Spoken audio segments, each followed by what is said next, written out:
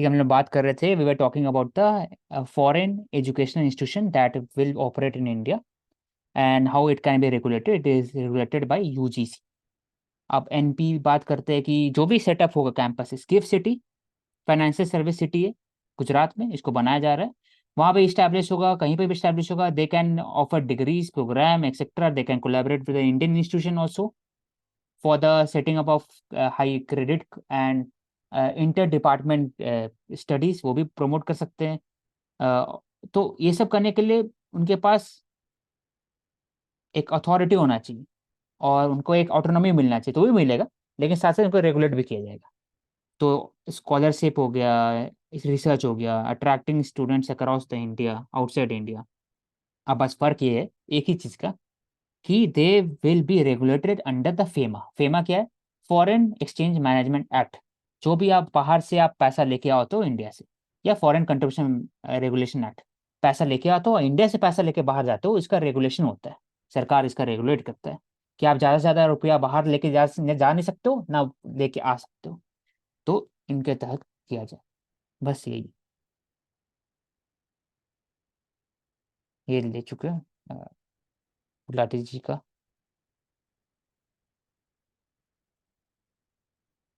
ESJ, ESJ environmental social governance बोला जाता है। ESJ बॉन्ड होता है। ESJ एक तरह से एक एस्पेक्ट है जिसमें बात करते हैं कि कोई भी कॉर्पोरेट है, it is following the policy of the green, it is following green policy और नॉट, इसको डील करता है। तो गुड ESG स्कोर से ब्रांड वैल्यू बढ़ता है और protecting the environment is very important. ESG बढ़ना चाहिए। जैसे मुंबई मेट्रो रेल हो गया, ESG के लिए अच्छा एग्जाम्पल हो गया, या डेडिकेटेड फ्रेट कॉरिडोर हो गया, या फिर आप कोई भी एग्जाम्पल ले सकते हो। ऐसे हम लोग बात कर रहे थे CSR रेस्पॉन्सिबिलिटी, तो वो भी एक पार्ट आ जाएगा। EV हो गया, EV कंपनीज हो गया।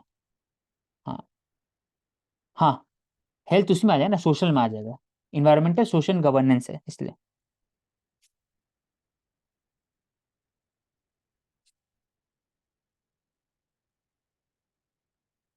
AI से कैसे फाइनेंशियल इंक्लूजन आएगा? एथिकल AI वर्ड को यूज कर सकते हैं। AI को यूज करना एथिकल स्टैंडर्ड करने के उस पर। Chat GPT on your wrist, बात करते करते करो। I think we have finished, we can take up Hindi newspaper.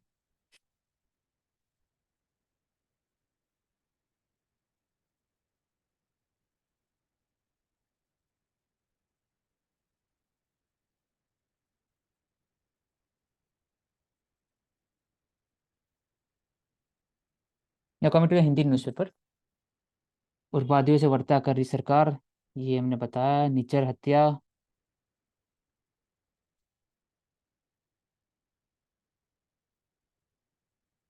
Delhi NCR प्रदूषण बढ़ा। कोयला, सबसे ज़्यादा पोल्यूशन का इम्पैक्ट होता है सेकेंडरी एरोसोल एंड जो रोड साइड पोल्यूशन से होता है। तो ये बात कर चुके। नशीली दवाओं की गिरोह का भांडाफोड़, 2 करोड़ की दवा जब्त। सही बात है। तो इसमें NDPS एक्ट 1976 के आस 87 है, ऐसी एक्ट है। इसके अंडर में NCB गठित किया गया था, national narcotics control bureau, NCB।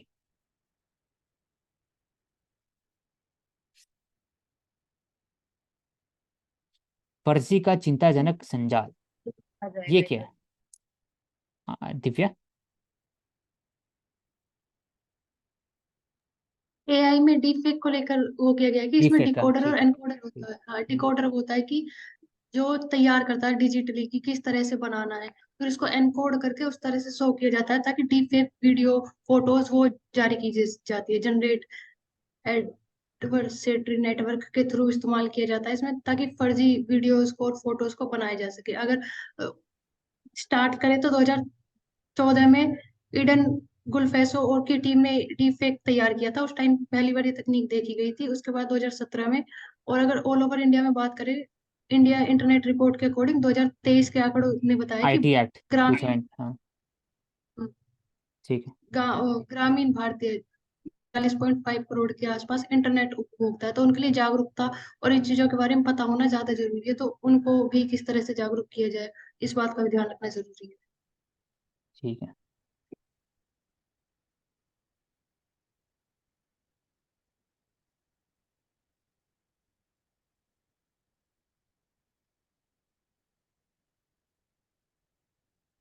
धर्म के निर्धारक और ज्ञान परंपरा के शिखर हैं वेद।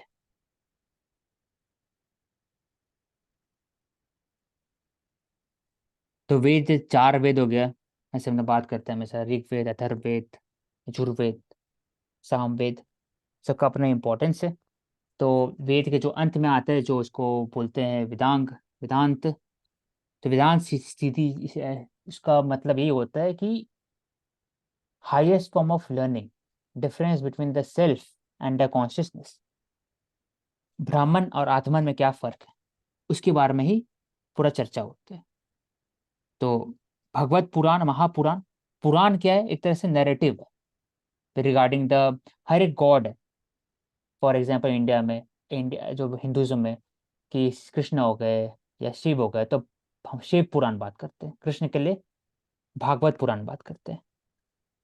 तो हर एक जो गॉड है उनका अपना स्टोरी है, लाइफस्टाइल स्टोरी है, तो उसमें पुराण में होता है कुछ चीज। वेद में रूल्स भी है, नैरेटिव भी है, पोएम्स भी है, रिचुअल्स भी है, और हायर फॉर्म ऑफ लर्निंग जो वेदांत, वेदांत उसमें है। उपनिषद में बात विचार है कि गुरु शिष्य है, वो एक दूसरे से पूछते हैं। ईशा उपनिषद, केन उपनिषद, और जो भी उपनिषद है, मांडुक्य हो गया, बृहन्नक्य हो गया, सब में बात विचार करके है कि अ, गुरु से पूछते हैं और उसका आंसर मिलता है कि क्या है ये, ब्राह्मण क्या है, आत्मन क्या। ब्राह्मण मतलब ये ब्राह्मण नहीं जाति वाला, ब्राह्मण मतलब कि दुनिया, संसार। आत्मा मतलब मेरे अंदर में जो आत्मा, आत्मा मतलब वो आत्मा नहीं, स्पिरिट। आत्मा मतलब कि जो आपको लगता है, फील होता है कि अंदर आप कौन, उसका। तो क्या कनेक्शन है दोनों के बीच में, तो वो बात होता है। दिव्या, और कुछ बोलना था? ये वेदांगों में शिक्षा, कल्प, निरुक्त, व्याकरण और छंद और ज्योतिष्य, इन सबको एक्सप्लेन किया हुआ अलग अलग तरह से कि क्या क्या चीजें हो सकती है। हम्म। वही। जैसे मीमांसा दर्शन में इन्होंने एक्सप्लेन किया है कि भ्रमर, भ्रम, किसी चीज को लेकर भ्रम हो जाना, वो प्रमाद की, मन की असावधानी प्रमाद है। विपर्लप्सा की, किसी चीज को अनुभव ना होते हुए उसको अनुभव के साथ ऐसे सिद्ध करना कि मुझे उस चीज का अनुभव है। तो इन चीजों से जो मुक्त होगा वही व्यक्ति असली में वेदांत को समझेगा, वेदों को समझेगा कि वो क्या कहना चाहते हैं। इन सब के साथ होते हुए उन चीजों को नहीं समझा जाता, इन चीजों ठीक। से मुक्त हो जाता है। ठीक है। एंड जो आजकल हम बहुत ज्यादा टर्म सुन रहे हैं, सनातन धर्म, तो जो सनातन धर्म है वो वेदास में ही हिंदुइज्म को डिस्क्राइब किया गया है एज सनातन धर्म। एटर्नल, एटर्नल धर्म। सनातन मतलब इसका अंत नहीं, स्टार्टिंग और अंत नहीं। धर्म मतलब धर्म नहीं, मजहब है। हिंदुइज्म मजहब है। धर्म मतलब कि duty. It is a cosmic balance between the right and the wrong. तो बैलेंस स्टिल होते रहता है हर एक युग में, इसी का बात होता है।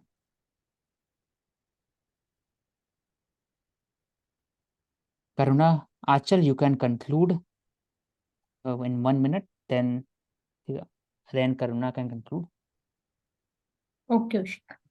सो फर्स्टली अगर हम हिस्टोरिकल पर्सपेक्टिव से बोले तो हमने टॉपिक्स लिए वीपी स्पेसिफिक 2 मेनन। मिनट के अंदर में, ठीक है। तो वीपी सिंह की बात की, बाकी गुरु नानक देव जी जो कि सिखिज्म के थे और 10th गुरु थे। नेक्स्ट निर्गुण और सगुण भक्ति की हमने बात की थी, और नेपोलियन क्यों फेमस है। नेक्स्ट इसमें एडअप हुआ कि मैटरनिच सिस्टम क्या होता है, वो for the balance of power होता है। नेक्स्ट पुराण, वेदास और मीमांसा फिलोसफी दी थी जैमिनी ने, और महाभाष्य बाय पतंजलि। तो ये हम ले सकते हैं हिस्ट्री के उससे। अगर हम इकोनॉमी में बोले तो हमने लिया आयुष्मान भारत मंदिर, तो फिर वो मंदिर ही वर्ड क्यों यूज किया उस पर हमने डिस्कशन किया, for the health and wellness centre के लिए। बाकी नेक्स्ट इज कि जो क्वाटा है प्राइवेट जॉब में, उसके प्रोज क्या होंगे और कॉन्स क्या होंगे, उसके बारे में थोड़ा डिस्कशन हुआ। एग्रीकल्चर में गुलाटी जी का आर्टिकल था, उसके रिगार्डिंग हमने कोस्ट A2+FL+ के रिलेटेड डिस्कशन किया, जिसमें फैमिली लेबर ऐड अप हुए और 3 क्रॉप्स को लिया जाता है। और उसमें स्कीम्स ऐड हुई रायतु बंधु और कालिया, जो कि उड़ीसा में थी, और रायतु बंधु थी तेलंगाना में। ये पीएम किसान के प्रमोशन के लिए था। और फिस्कल डेफिसिट जो है ना वो 3 के आसपास होना चाहिए, लेकिन अब हमारा 4.5% ऑफ जीडीपी है। बाकी सिक्योर्ड और अनसिक्योर्ड लोन में डिफरेंस है कोलेटरल का, वो हमने डिस्कस किया। नेक्स्ट इज कि फीमा एक्ट और फेयर एक्ट में क्या डिफरेंस है, और जो फॉरेन हायर एजुकेशन इंस्टीट्यूट है उसमें इनका रोल कैसे होगा, वो हम थोड़ा सा डिस्कस कर चुके हैं। तो फीमा और फेयर एक्ट में यही है कि फीमा तो जो है वो मैनेजमेंट के लिए और प्रमोटिंग ट्रेड करता है, और बाकी फेरा जो है वो फॉरेन एक्सचेंज को कंजर्व करने के लिए होता है। बाकी कीवर्ड्स थे एक्सपोर्ट लेड ग्रोथ, और इनडायरेक्ट जॉब इम्पैक्ट होगा इससे, टैक्स डिवोल्यूशन, और care economy new word, femtech startup also a new word, और रुपए और यूपीआई पेमेंट में क्या डिफरेंस है वो पूरा हमने बताया। जो कि फाइनेंशियल रुपए कार्ड आया था फाइनेंशियल इंडिपेंडेंस के लिए, और insider trading we have already discussed.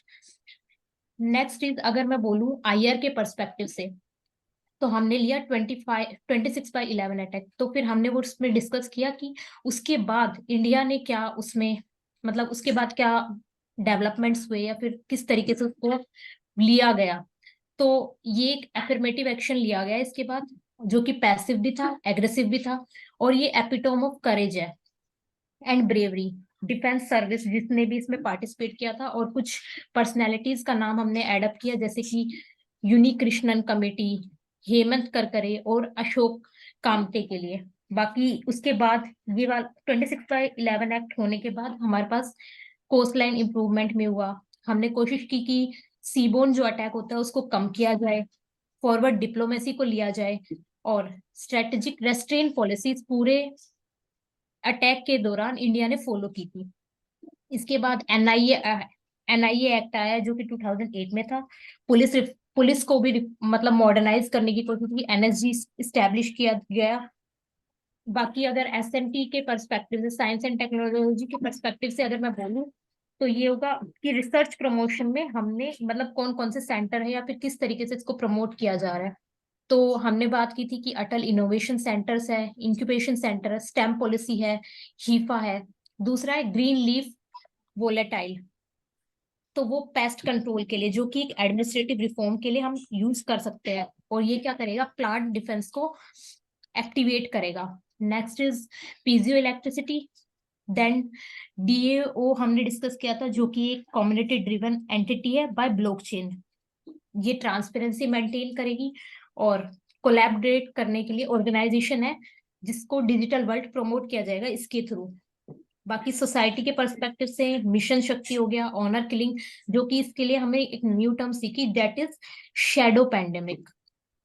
और तो फिर क्वियर प्राइड के ऊपर डिस्कशन किया था कि जो इक्वालिटी को प्रमोट करने के लिए उसमें दिया जा रहा है।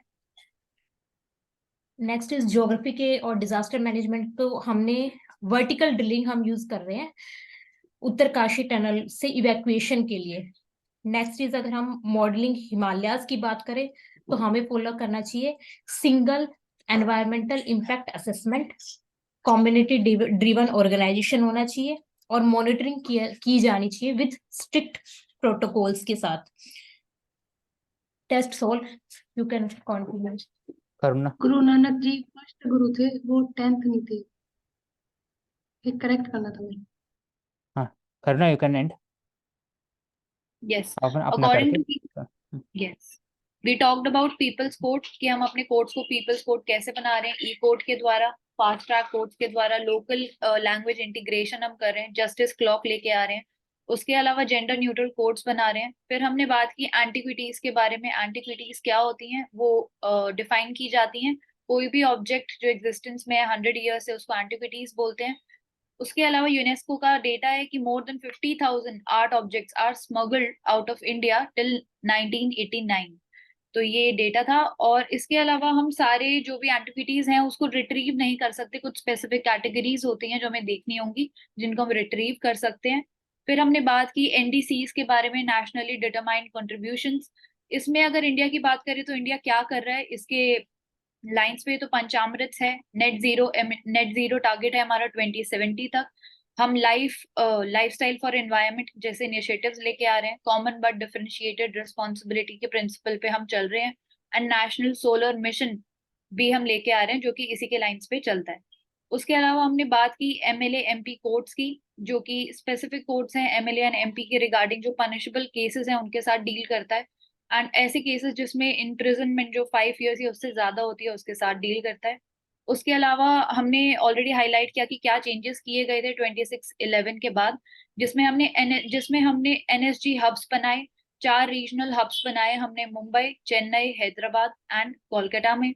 उसके अलावा हमने बात की केयर इकोनॉमी की, जिसमें बहुत सारे फैक्टर्स आते हैं। अगर मैं कोर कंट्रीब्यूटर की बात करूं केयर इकोनॉमी में, तो जो हमारे हाउस होल्ड वुमेन होती हैं जो कि पूरे घर को चलाती हैं, वो एक कोर एरिया हो जाती है, कोर पार्ट हो जाती है केयर इकोनॉमी का। केयर इकोनॉमी में हमने एल्डरली जो है उनके लिए फाइनेंशियल सिक्योरिटी एंड डिग्निटी की बात की एंड फैक्टर्स डिस्कस किए। Thank you. Okay, that's all out today. Thank you, everyone. Do subscribe to Answer Kari. We will take up next newspaper again tomorrow.